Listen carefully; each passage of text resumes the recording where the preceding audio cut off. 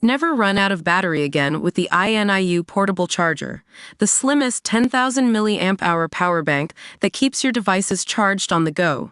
Stay powered up wherever you go. Click the link in the video description to shop now on Amazon. Welcome back to Zedra. I'm your host, Robert Shawleys, and today we're talking about a developing story that's got everyone talking Sinclair Broadcast Group preempting Jimmy Kimmel Live on its ABC affiliate stations. If you missed it over the weekend, Sinclair announced via social media that they'd be preempting Jimmy Kimmel's show starting Tuesday night, replacing it with news programming. Now, this move is in response to some comments made by Kimmel on his show following the murder of conservative activist Charlie Kirk in Utah last month. According to reports, Kirk was killed on September 10th, and since then, Kimmel has been addressing the incident on air. He's also taken aim at President Trump's response, which some have interpreted as insensitive and divisive.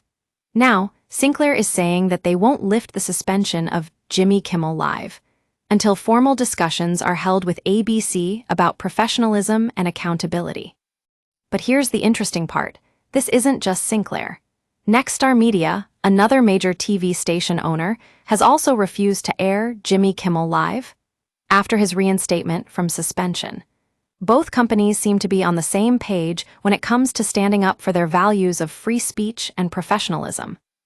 Now, let's talk about some numbers. If we take a look at Sinclair's reach, they own and operate over 163 TV stations in 77 markets.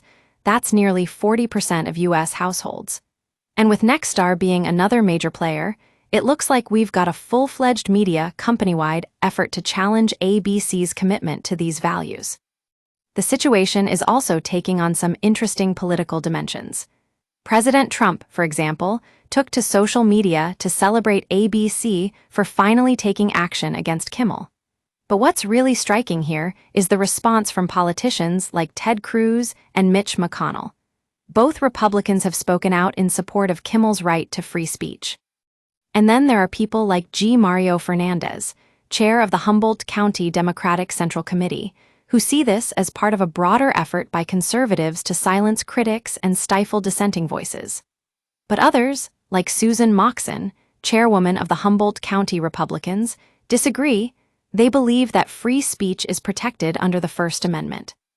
It's going to be fascinating to watch how this plays out in coming days and weeks. Will ABC ultimately reinstate Jimmy Kimmel Live? Or will Sinclair and Nexstar succeed in imposing their own standards on the network? One thing's for sure, though, this conversation around free speech is never more important than when we're talking about those who are willing to speak truth to power. That's it for today. Thanks for joining me here on Zedra.